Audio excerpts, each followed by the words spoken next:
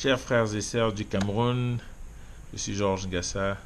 Je viens à vous ce soir dans l'urgence avec l'âme en peine, la mort dans l'âme, devant les dénouements de différentes situations que nous pouvons observer dans notre pays aujourd'hui. Nous avons des attaques terroristes dans l'extrême nord, Boko Haram, nous avons la guerre ouverte dans le nord-ouest et le sud-ouest, nous avons aujourd'hui les élections récemment tenues le 7 octobre qui donnent lieu à une contestation très virulente et violente, et nous ne savons pas ce que l'avenir nous réserve. Nous prions du moins que l'horizon soit beaucoup plus pacifique.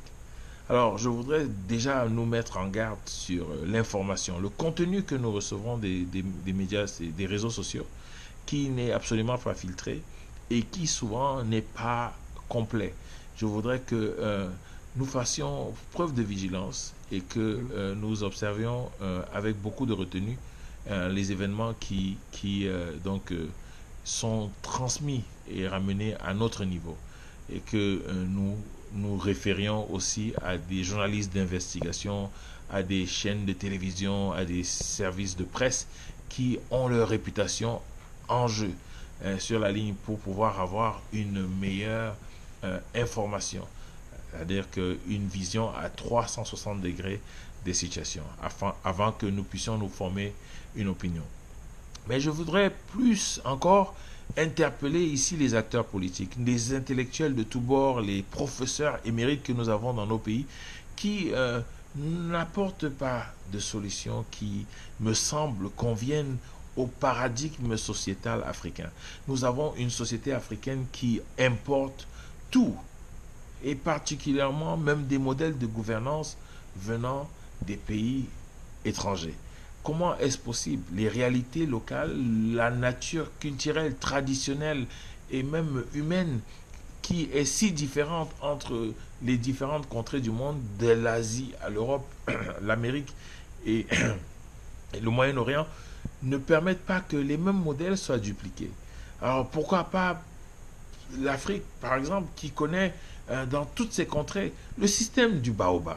C'est un conseil de sages qui se réunit et qui délibère des affaires des localités. Ça se passe comme ça dans nos familles, ça se passe comme ça dans nos villages. Pourquoi pas un Cameroun avec 10 régions qui sont bien colorées au niveau culturel traditionnel et qui pourraient apporter chacune un leader élu au niveau régional qui formerait avec les autres un conseil de 10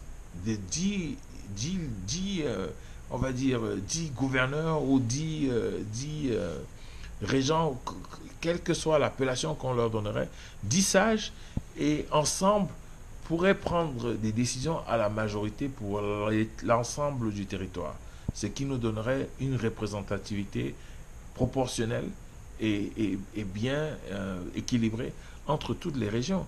Ce serait ça, par exemple, une solution pour des pays comme le Cameroun. Donc, nous attendons des propositions qui soient originales, authentiques et adaptées aux situations et au contexte africain. Donc, je voudrais inviter aujourd'hui mes amis, mes connaissances, les acteurs, les protagonistes dans l'échiquier politique, à ouvrir ce débat participatif. Donc aujourd'hui, c'est une prise de contact. Nous allons essayer de nous engager à influencer et à proposer des solutions qui pourraient amener une paix, une prospérité et un équilibre périn dans nos contrées. Donc j'invite tous les frères africains de tout horizon à participer à ce large débat que nous allons très bientôt ouvrir, et inviter tout un chacun à apporter sa pierre à l'édifice.